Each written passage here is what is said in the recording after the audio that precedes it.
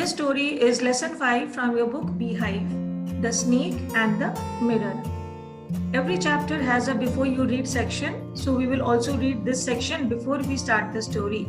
बच्चों ये कहानी बहुत ह्यूमरस है. ह्यूमरस मीन्स जिसे पढ़कर आपको हंसी आए और आप बहुत इंजॉय करेंगे इस कहानी को. तो पहले हम देखते हैं कि ये स्टोरी का नाम क्या है. The snake and the mirror.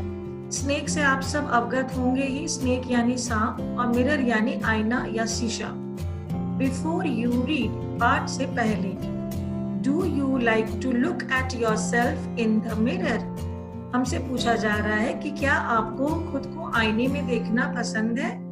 तो इसमें जवाब अधिकतर हाँ ही होंगे या ना भी हो सकता है, मैं नहीं कह सकती. तो क्या आपको खुद को आईने में मिरर में देखना पसंद है. What do you think about at such times? आप जब आईने में खुद को देखते हो तो आप क्या सोचते हो. थिंक यानी सोचना और such times यानी उस वक्त जब आप आईने में देख रहे होते तो आप क्या सोचते हैं. अब तीसरा सवाल आपसे है, Have you ever seen a dog, a cat or a bird look into a mirror? या आपने कभी किसी जानवर को जैसे कुत्ता, बिल्ली या चिड़िया को किसी आईने में झांकते हुए देखा है. What do you think it sees? आपको क्या लगता है कि वो क्या देखते होंगे. तो यहाँ जाहिर सी बात है कि वो अपनी इमेज या अपनी जो परछाई है वो आईने में देखते होंगे और सोचते होंगे कि भाई ये दूसरा डॉग या दूसरा कैट कौन है. So now read this humorous story.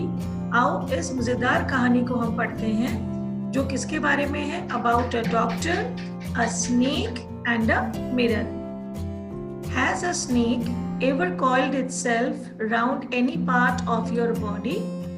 तो यहाँ पूछा जा रहा है कि क्या कभी किसी सांप से आपका सामना हुआ है और उसने के शरीर के चारों ओर खुद को लपेटा है. कॉइल यानी लपेटना, जो कि सुन के ही काफी डरावना लग रहा है. और वो भी कौन सी सांप. अ फुल ब्लडेड कोबरा, एक जीता जागता कोबरा जिसे बहुत जहरीला सांप माना जाता है. All of us fail silent. हम सब बिल्कुल चुप हो गए, हमारी बोलती बंद हो गई. क्यों, आखिर ये बात कौन कह रहा था. The question came from the homeopath. तो ये जो कहानी है ये एक डॉक्टर सुना रहे हैं जो कि होम्योपैथ डॉक्टर हैं. मेडिसिन में दो तरह के होते हैं, एक होता है एलोपैथिक और एक होता है होम्योपैथ. तो अलग अलग दवाई की प्रणाली होती है. तो ये डॉक्टर जो ये सवाल पूछ रहे हैं सामने बच्चों से, वो एक होम्योपैथ के डॉक्टर हैं और वो बच्चों से कहते हैं क्या तुम्हारा कभी सांप से पाला पड़ा है और क्या सांप तुम्हारे पूरे शरीर में कभी लिपटा है. The topic came up when we were discussing snakes. तो वहाँ पे एक्चुअली स्नेक्स के बारे में डिस्कशन हो रही थी, बातें हो रही थी, चर्चाएं हो गई थी और उसी से ये टॉपिक निकल कर आया. We listened attentively. हम बहुत ध्यान से सुन रहे थे, मगन होकर. As the doctor continued with his tale. TALE tale, इसका अर्थ है कहानी. जैसे ही डॉक्टर ने अपनी कहानी सुनाई सब बच्चे बहुत ध्यान से उनकी बातों को सुन रहे थे. अब आगे जो हिस्सा है ना वो कहानी है, यानी कि होम्योपैथ डॉक्टर के साथ क्या घटना हुई थी ये अब आगे वाले पोर्शन में दिया हुआ है, हम इसे सुनेंगे. It was a hot summer night about 10 o'clock. रात 10 बजे की बात थी. गर्मी के दिन थे, गर्मी भी लग रही थी. ये डॉक्टर बता रहे हैं, I had my meal at the restaurant. मैंने बगल के रेस्टोरेंट में खाना खाया, मील यानी भोजन किया. And returned to my room, और अपने कमरे में वापस आ गया. यानी कि ये अकेले रहते हैं या इन्हें खाना आज बनाने की इच्छा नहीं थी तो वो बाहर ही खाना खाकर घर आए. I heard a noise from above as I opened the door. जैसे ही जो कहानी सुना रहे होंगे डॉक्टर, उन्होंने अपने घर के दरवाजे को ओपन यानी खोला, उन्हें एक आवाज सुनाई दी. Heard a noise. The sound was a familiar one. आवाज जाना पहचाना था, familiar था. One could say that the rats and I shared the room. अब हमें होम्योपैथ डॉक्टर बता रहे हैं कि आप ये कह सकते थे कि चूहे और मैं बराबरी से उस कमरे में भागीदारी में रहते थे. शेयर यानी भाग करना, यानी जितने चूहे थे जितना वो कमरा चूहों का था उतना होम्योपैथ डॉक्टर का भी था. I took out my box of matches. मैंने अपनी जो तिलियों की ये बॉक्स थी या माचिस था वो निकाला. And lighted the kerosene lamp on the table. और टेबल पे ही लालटेन जो छोटी वाली लैंप होती है वो उन्होंने जलाया, लाइट किया. The house was not electrified. घर में बिजली का कनेक्शन था ही नहीं, यानी कि इलेक्ट्रीफाइड नहीं था. It was a small rented room. वो एक छोटा सा भाड़े पर लिया हुआ कमरा था. I had just set up medical practice. मैंने अभी अपनी मेडिकल जो तैयारी है वो शुरू ही की थी, यानी कि डॉक्टरी शुरू ही की थी उन्होंने. एंड माई अर्निंग्स, यानी मेरी जो कमाई थी, वर मीगर. मीगर यानी बहुत कम. तो उस वक्त डॉक्टर कह रहे हैं कि मेरी मेडिकल प्रैक्टिस शुरू ही हुई थी, मैंने शुरू ही किया था अपना दुकान, और मेरे जो पैसे थे वो बहुत मुझे कम मिलते थे. तो I had about 60 rupees in my suitcase. उस वक्त उनके सूटकेस में सिर्फ 60 रुपए थे, लेकिन 60 रुपए मायने भी रखते होंगे. कब की कहानी है ये हम नहीं जानते हैं. Along with some shirts and dhotis, कुछ शर्ट्स थे उनके सूटकेस में, धोती थे. I also possessed one solitary black coat which I was then wearing. उन्होंने बहुत मुश्किल से शायद एक काला कोट सिलवाया होगा, और वो solitary means इकलौता, सिर्फ एक कोट उनके पास था जो वो पहने हुए थे, और वही उनकी पूंजी थी, यानी कि 60 रुपीज, और उसके अलावा शर्ट, धोती और एक काला कोट, जो कि फिलहाल वो उस वक्त घर में जब घुसे तो वो बाहर से पहने हुए ही आए थे. So I took off my black coat, मैंने अपना कोट उतार दिया, व्हाइट शर्ट, सफेद कमीज, and not so white vest. Vest यानी गंजी. अब यहाँ भी हमें पता चल रहा है कि उनके घर पे कोई नहीं था उनके अलावा, क्योंकि उनके कपड़े भी धुले हुए नहीं थे अच्छे से. वो बता रहे कि मेरी जो गंजी थी ना वो उतनी सफेद नहीं थी, यानी पीली पड़ चुकी थी धुलाई के अभाव में. एंड हंग देम अप, यानी मैंने उनको टांग दिया. ब्लैक कोट, व्हाइट शर्ट और yellowish vest. I opened the 2 windows in the room. उनके कमरे में 2 खिड़कियां थी. It was an outer room with one wall facing the open yard. एक तरफ जो उनका कमरा था वो जिस ओर खुलता था वहां पे खुला आंगन था, ओपन यार्ड था. It had a tiled roof with long supporting gables that rested on the beam over the wall. अब अगर आप इस तस्वीर को देखें तो यहाँ पे ये सामने जो त्रिभुजाकार आप देख पा रहे हैं टुकड़ा है जो कि पिलर पे खड़ा है, इसे ही कहा जा रहा है गेबल. तो उनके घर पे गेबल था. सामने में जो जनरली हम कॉटेज या बंगलों में देखते हैं. And there was no ceiling. तो घर की जो छत थी वो फॉल्स थी, ऊपर से सिर्फ टाली वाला छत था. तो अंदर में किसी भी चीज के आने जाने का जगह बिल्कुल बना हुआ था. और क्या था उनके उस कमरे की खासियत, ये हम आगे देखेंगे. There was a regular traffic of rats to and from the beam. अब ऊपर की जो बीम थी या पिलर था ना, उस पे लगातार चूहे आना जाना करते रहते थे, ट्रैफिक उनकी लगी रहती थी. हमने पहले ही अंदाजा किया था, ये कहानी बहुत मजेदार है. अब क्या किया होम्योपैथ डॉक्टर ने, आई मेड माई बेड, मैंने अपना बिछौना सरियाया, सही किया. And pulled it close to the wall, और दीवार के नजदीक खींच कर ले गया, शायद हवा आए इस वजह से. I lay down but I could not sleep.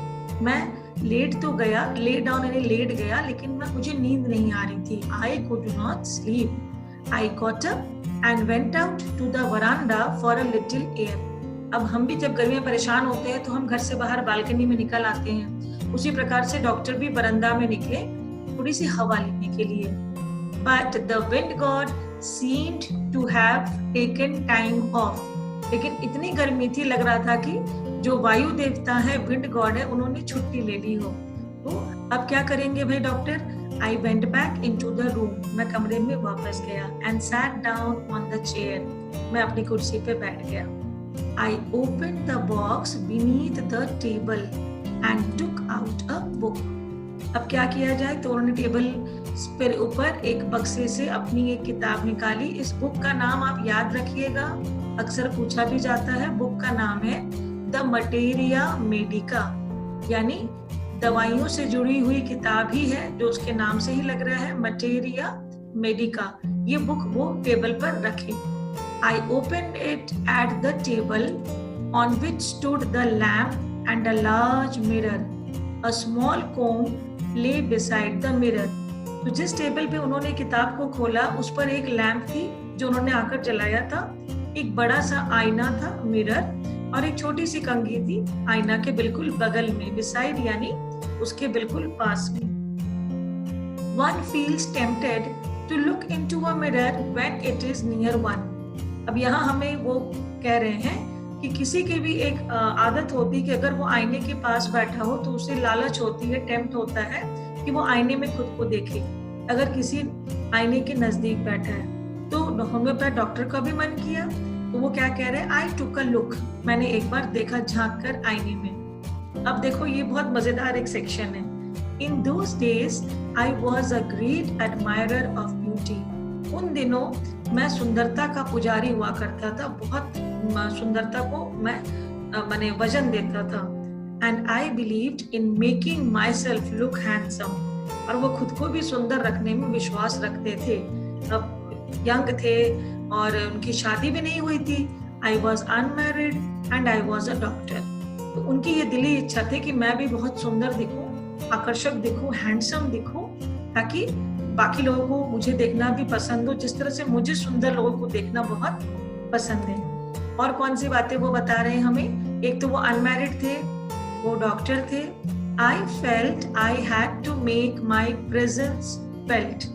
तो उस वक्त में उन्हें ऐसा लगता था कि मुझे अपनी जो पहचान है या मेरी कहीं भी मैं रहूं तो मेरा वजन पड़ना चाहिए, भाई लोग मुझे देखें। सो आई पिक्ड अप द कोम। इस ऐसे ही सोच के साथ उन्होंने कंघी उठाई। उस वक्त तो कमरे में कोई भी नहीं था चूहों के अलावा, लेकिन अब उनके मन में अब ख्याल आने शुरू हुए तो उन्होंने कंघी उठाई।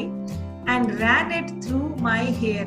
मैं अपने बालों पर कंघी फिराया, एक बार कंघी चलाया। And adjusted the parting. Parting कहते हैं स्टूडेंट्स बीच की मांग को। तो उन्होंने कंघी उठाई और अपने बीच के मांग को बिल्कुल सही किया, एडजस्ट किया, so that it look straight and neat, ताकि बिल्कुल सीधी मांग हो जाए और एकदम साफ दिखे। Again I heard that sound from above. अभी इतना कुछ वो कर ही रहे थे कि उन्हें फिर वही आवाज सुनाई दी जो कि कमरे में घुसते वक्त उन्हें सुनाई पहले दे चुकी है। I took a close look at my face in the mirror. उन्होंने आईने में अपने चेहरे को बहुत नजदीक से क्लोजली देखा, close look. I made an important decision. और उसी वक्त उन्होंने एक बहुत महत्वपूर्ण निर्णय ले लिया, डिसीजन एक ठान ली। क्या ठान ली? I would shave daily. मैं रोज दाढ़ी बनाऊंगा। And grow a thin mustache. मैं एक पतली सी मूछ रखूंगा। मुस्टैच ये शब्द है, इसका मतलब है मूछ, यानी कि पहले वो मूछ नहीं रखते थे। टू लुक मोर हैंडसम, ताकि मैं और सुंदर दिखूं। I was after all a bachelor and a doctor. वो खुद ही खुद इतरा रहे हैं मनी मन और कह रहे हैं आखिर मेरी शादी भी नहीं हुई है, मैं सिंगल हूँ और मैं डॉक्टर भी हूँ। तो वो उस वक्त आईने में देखकर वो मनी मन इतरा रहे थे और सोच रहे थे कि हाँ मैं भी ऐसी मूछ रखूंगा ताकि मैं दिखने में बहुत सुंदर लगूं। I looked into the mirror and smiled. वो आईने में देखकर, खुद को देखकर मुस्कुराए। It was an attractive smile. और खुद ही सोच रहे हैं वाह क्या सुंदर मुस्कान है मेरी, कितना अट्रैक्टिव है, आकर्षक है। I made another earth shaking decision. Earth shaking यानी पृथ्वी को हिला देने वाला निर्णय। अब ये निर्णय क्या था ऐसा? I would always keep that attractive smile on my face to look more handsome. कि मैं हमेशा मूछ तो रखूंगा और साथ में आकर्षक मुस्कान भी चेहरे पे रखूंगा ताकि मैं और भी ज्यादा सुंदर लगूं। और ऐसा क्यों भाई? क्योंकि फिर वही बात वो रिपीट करते हैं, I was after all a bachelor and a doctor too on top of it. क्योंकि एक तो मैं कुंवारा था और ऊपर से मैं डॉक्टर था, तो मुझे तो अपनी मेंटेनेंस करनी ही होगी ना, मुझे सुंदर दिखना होगा ताकि उनकी शादी शायद एक अच्छी महिला से, सुंदर महिला से हो जाए। ये वो मनी मन कुछ ख्वाब बुन रहे हैं। अब हम आते हैं नेक्स्ट पार्ट पे। आई got up and paced up and down the room. वो उठे और कमरे में ही चहलकदमी करने लगे। Then Another lovely thought struck me. फिर मुझे एक और प्यारा सा विचार आया. Struck me मतलब मेरे मन में आया. I would marry. अब उनके मन में आए शादी के विचार. अब वो सोचे कि अब मैं शादी करूंगा. I would get married to a woman doctor who had plenty of money and a good medical practice. हाँ, मैं शादी करूंगा, और शादी करूंगा किसके साथ? एक महिला डॉक्टर के साथ, ताकि उसके पास भी खूब सारे पैसे हो, plenty of money हो, और उसकी भी प्रैक्टिस बहुत अच्छी हो. She had to be fat for a valid reason. अब देखो कैसे कैसे उनके मन में ख्याल आ रहे हैं. वो कह रहे हैं कि उसको थोड़ा सा मोटा होना होगा, थोड़ा सा मोटापा उसमें आना चाहिए. क्यों? आखिर क्यों वो चाहते हैं कि उनकी वाइफ मोटी हो या स्वस्थ हो? उसके लिए वो कहते हैं कि मेरे पास एक अच्छी रीजन है. वो क्या है? If I made some silly mistake, यदि कभी मुझसे कुछ ऐसी गलती हो गई, फालतू वाली गलती हो गई, and needed to run away, और मुझे वहां से भाग खड़ा होना पड़े, she should not be able to run after me and catch me. तो ये उसका कारण है कि अगर वो थोड़ी सी हेल्दी रहेगी, मोटी रहेगी, और मैं कुछ गलती कर जाऊं और मैं वहां से भागना चाहूं, तो वो मुझे पकड़ नहीं पाएगी. कैच यानी पकड़ना, तो वो नहीं पकड़ पाएगी. इसलिए वो कह रहे हैं कि मुझे एक थोड़ी मोटी या हेल्दी औरत से शादी करने की इच्छा है. With such thoughts in my mind, ऐसे ख्यालों के साथ मेरे दिमाग में लिए, I resumed my seat in the chair in front of the table. वो फिर वापस, resume माने वापस हो जाना. वो उसी जगह पर बैठ गए जहां वो पहले थे, टेबल के सामने. There were no more sounds from above. अब जो पहले से कुछ आवाजें आ रही थी ना, वो अब उन्हें सुनाई नहीं दे रही थी. Suddenly, there came a dull thud, as if a rubber tube had fallen. लेकिन अचानक से क्या हुआ? एक अचानक से कोई चीज जब गिरता है ना, रबर की कोई चीज, तो वैसे एक ठड यानी धट से आवाज आई, मानो कोई चीज धप से गिरा हो. उसे कहते हैं THUD, थड. तो आखिर वो चीज क्या थी भाई? ये डल ठड क्या चीज थी? अभी हमें पता चलेगा इसके बाद वाले लाइन में. जैसे कि रबर का कोई ट्यूब नीचे गिर गया हो, आखिर वो चीज क्या थी? आप लोग अब गेस कर पा रहे होंगे शायद थोड़ा सा, क्योंकि हमने शुरू में ही नाम पढ़ा है. एंड लेकिन जब तक डॉक्टर ने इस बात को नहीं जाना, वो घबरा नहीं रहे. वो कह रहे हैं surely nothing to worry about. Even so I thought I would turn around and take a look. फिर भी उन्हें लगा कि चलो भाई एक बार मैं मुड़ जाता हूँ और मैं देखता हूँ. No sooner had I turned than a fat snake wriggled over the back of the chair and landed on my shoulder. हे भगवान, वो जैसे ही घूमे, एक मोटा सा सांप, मोटी पत्नी तो नहीं, एक मोटा सा सांप रेंगता हुआ निकला उनके कुर्सी के पीछे से, जो कुर्सी की पीठ होती है, और सीधे आकर उनके शोल्डर यानी कंधे पे. The snakes landing on me and my turning were simultaneous. जिस तेजी से स्नेक उनके कंधे पर गिरा और वो घूमे, एक साथ वो हो गया, उसे कहते हैं साइमल्टेनियस. देखा जाए कि डॉक्टर की क्या हालत हुई. वो क्या कह रहे हैं? आई डिड नॉट जंप, मैं उछला नहीं. आई डिड नॉट ट्रेम्बल, मैं कांपा नहीं. I did not cry out, मैं रोया नहीं, क्योंकि there was no time to do any such thing. कुछ करने का समय कहाँ था. जैसे ही वो उसके कंधे पे गिरा, the snake slithered along my shoulder. Snake बिल्कुल रेंगता हुआ और बिल्कुल घसीटता हुआ उनके कंधे से उतरकर coiled around my left arm above the elbow. वो झट से आकर होम्योपैथ डॉक्टर के बाएं जो बाह होती है ना, ठीक एल्बो यानी कोहनी के ऊपर, वो वहां खुद को लपेटता चला गया. The hood was spread out and its head was hardly 3 or 4 inches from my face. सांप जब अपना फन फैलाता है ना बच्चे, उसे हम लोग हुड कहते हैं. तो उसका जो हुड था ना, वो फैल चुका था, फन फैल गया, यानी कि सांप डसने वाला है. और मुश्किल से सांप का जो फन था वो उनके चेहरे से 3 या 4 इंच की दूरी पे होगा. It would not be correct to say merely that I sat there holding my breath. वो कहते हैं कि सिर्फ ये कहना सही नहीं होगा कि मैं वहां सिर्फ बैठा रहा अपनी सांस रोके, holding my breath. I was turned to stone. वो कहते बच्चों मैं तो पत्थर हो गया, पत्थर जम गया डर के मारे. But my mind was very active. मेरा दिमाग बहुत तेज था. The door opened into darkness. जो दरवाजा है बाहर बिल्कुल अंधेरा था. The room was surrounded by darkness. कमरे में चारों ओर लैंप की रोशनी जहां तक थी वहीं तक उजाला था, बाकी पूरा अंधेरा था. In the light of the lamp, I sat there like a stone image in the flesh. और उस रोशनी में वो कहते हैं कि मैं ऐसे बैठा था जैसे पत्थर की कोई मूर्त बैठा हो उस वक्त कमरे के अंदर.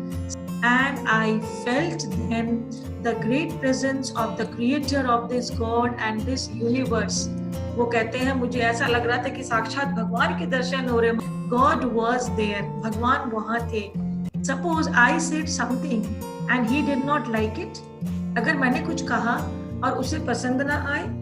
I tried in my imagination to write in bright letters outside my little heart the words "Oh God." और वो डर के मारे सिर्फ अपनी इमेजिनेशन या कल्पना से चाह रहे थे कि मैं बड़े बड़े अक्षरों में सिर्फ एक ही नाम पुकारूं, और मेरे दिल से वो आवाज निकल रही थी. और वो शब्द क्या थे? ओ गॉड, हे भगवान. There was some pain in my left arm. अचानक से उनके बाह में जिस पर वो सांप लपेटा हुआ था उस पे दर्द होने लगा. It was as if a thick leaden rod. ऐसा लग रहा था कि लोहे का हो गया था क्योंकि वो जम गया था, उसके सांप लपेट के रखा था. और वो कहते रॉड नहीं, ऐसा लग रहा था कि वो रॉड भी बिल्कुल खोलते हुए जैसे पिघलता हुआ लोहा जो होता है ना, वैसा वो मोल्टेन फायर पिघलते हुए आग की तरह महसूस हो रहा था. And was slowly but powerfully crushing my arm. आप जान रहे होंगे कि सांप जब आपको लपेटता है तो वो अपनी पकड़ को और मजबूत करता है, तो वो पूरे उसके आर्म को, बाह को बिल्कुल कस के क्रश कर रहा था. The arm was beginning to be drained off all strength. और उनके पूरे बाह से जो ताकत थी, स्ट्रेंथ थी, वो जाने लगी, ड्रेन हो गई. What could I do? मैं क्या करूं? मैं ये स्टोरी को यहीं पे रोक रही हूँ क्योंकि अब इसके बाद जो क्लाइमैक्स है वो कल मैं दोबारा क्लास लूंगी